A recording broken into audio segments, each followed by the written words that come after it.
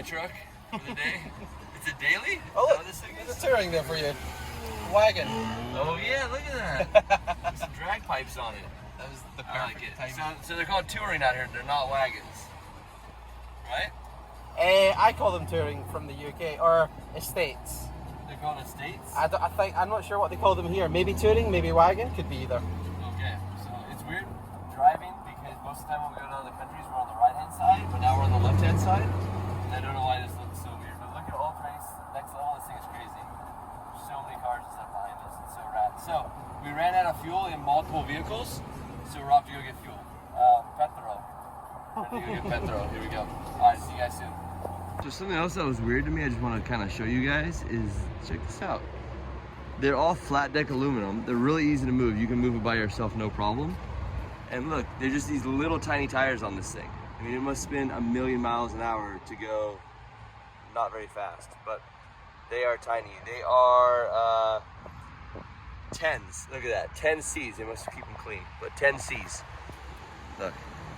They're all under deck trailers, so all the trailers are small. Like this little trailer, which looks like it could hold, I don't know, not much, maybe a go-kart. They actually put full cars on these things. So it's crazy how easy that is. See, look, they can push them around no problem. Well, when it's not wet. But yeah, I just moved this whole trailer. This is a 3-car trailer, and I just pushed it right back out of the way.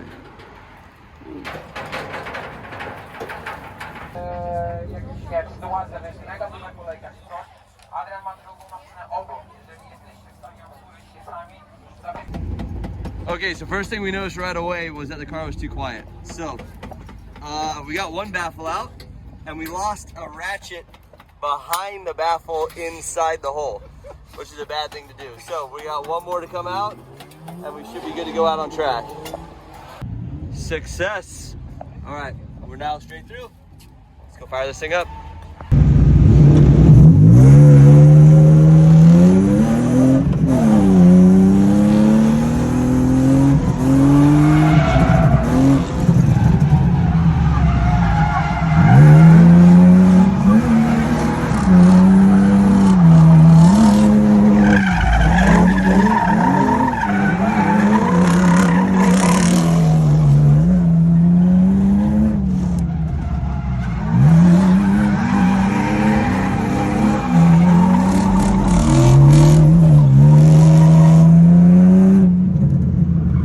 So the car was a little bouncy, and we couldn't really figure out why the car was bouncy. So, G, what have we discovered on why the car's so bouncy? Oh, I don't know. There seems to be an issue with the shock. All right, hold on. He said there might be a problem with the shock. I think so. Could be.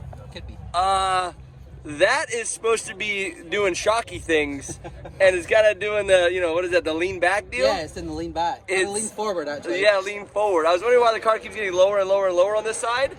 And look, I'm eating this really, really bad. Like, I was smoking going straight. I was impressed. I just thought I had a lot of tire smoke, but I wasn't. I was just cutting the tire. I was making new grooves on the tire. It's grippier. So, it's good. yeah, and I guess my camber's not great, but that's just how it is. So I think that's probably the problem why the car is so bouncy. And what did this come off of? It came off a Volkswagen Transporter T4. So Volkswagen Transport T4. It sounds crazy. Yep.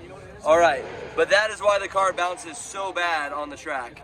So we're gonna try and fix that, maybe a little 1-2 hammer, but we're gonna get it back straight because it's pretty bad. It's pretty hard to drive. So let me do that. We're gonna change tires and hopefully be ready to rock and roll again. Let's go.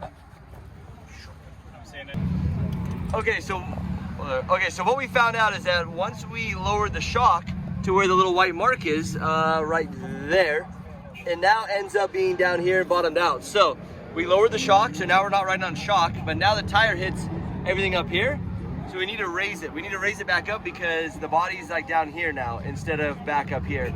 So we have the tram spring, which is what we run on this, which is I think, you know, 85K or something, 56K. And we have an adjuster, but the adjuster does not fit in it. So luckily yesterday at the knockoff Home Depot store out here, we bought a file. So we're gonna try and just file the corner of this and see if we can get it to wedge down in here so we can get this thing on and maybe possibly get the car back out on track. So here we go. Okay, so we ended up hammering it onto here. We got it on here, but now the ride height is way too high. This is not acceptable. So we now have to get back to this ride height. So We're now gonna cut it down, lower it, and then hammer it back on the jam spring and hope that it fits.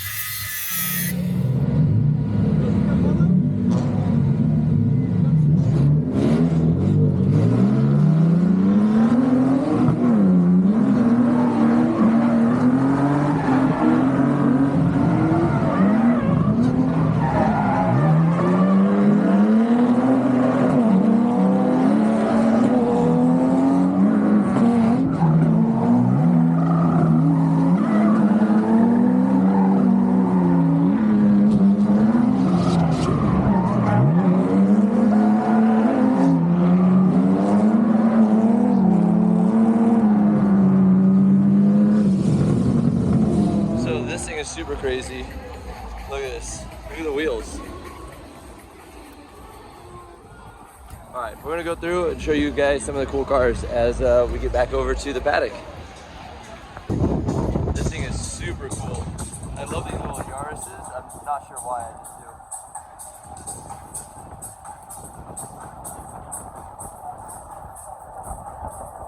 do. This is another crazy cool car build. Tuesday in it. So most people just walk right past this car. This is a actual M3 Touring.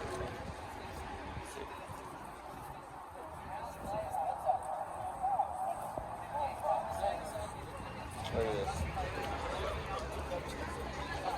And it's a wagon, which makes it even cooler. And then one of the coolest rally cars ever made. Audi TT Quattro. I mean, this thing broke all kinds of records. Look at this.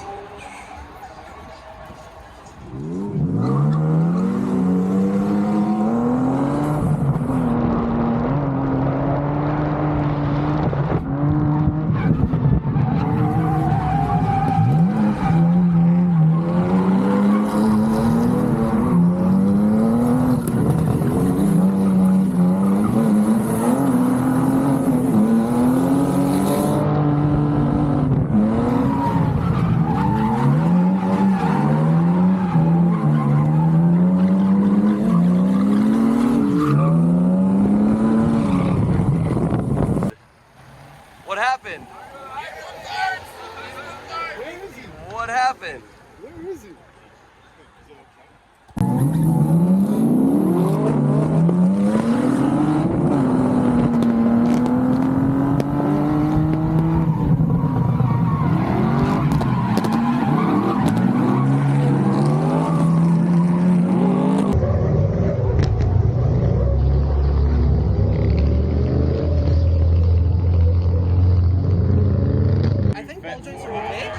Alright, so what looks like happened is that the tie rod, or the lower arm, broke.